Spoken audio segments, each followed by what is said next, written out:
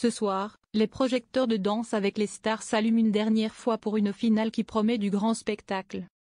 Ce vendredi 25 avril, après des semaines de compétition et de rebondissements, ils ne sont plus que 3 à prétendre au trophée tant convoité. La pétillante Lenny, révélée par la Star Academy, qui virevolte depuis le début aux côtés de Jordan Mourak, le charismatique Adil Rami, transformé en danseur par la talentueuse Anna Riera et l'impressionnant Florent Manodou, coaché par la redoutable et bienveillante Elsa Abois. Un casting de rêve pour une finale explosive, entre technicité, émotion et show XXL. Et cette fois, pas de droit à l'erreur, la coupe est à portée de main. Mais avant d'en arriver là, il a fallu tout donner.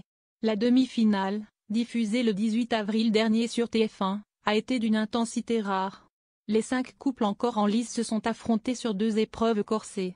Une danse préparée et une improvisation sur un morceau tiré au sort, avec 1 minute 45 chrono pour se préparer. Un défi de taille. À l'issue de ce marathon émotionnel, 2 duos ont été éliminés, Jungly et Inès Vandamme, visiblement très affectés. Et Mayan avec Christophe Liketa, dont l'énergie communicative n'a pas suffi à convaincre.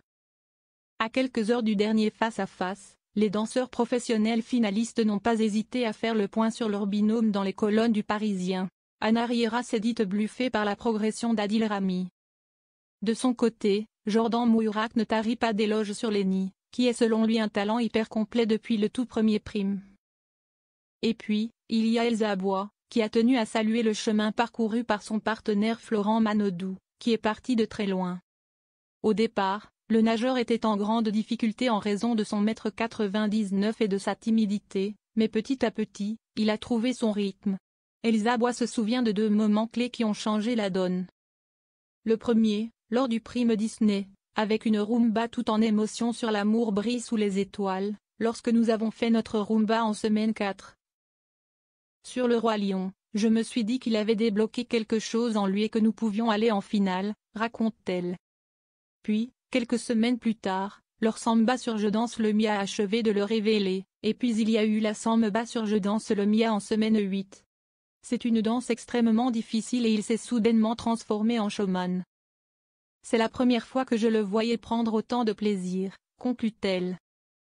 Un tournant dans la compétition et dans la tête du champion olympique. Ce soir, les juges et les téléspectateurs rendront leur verdict.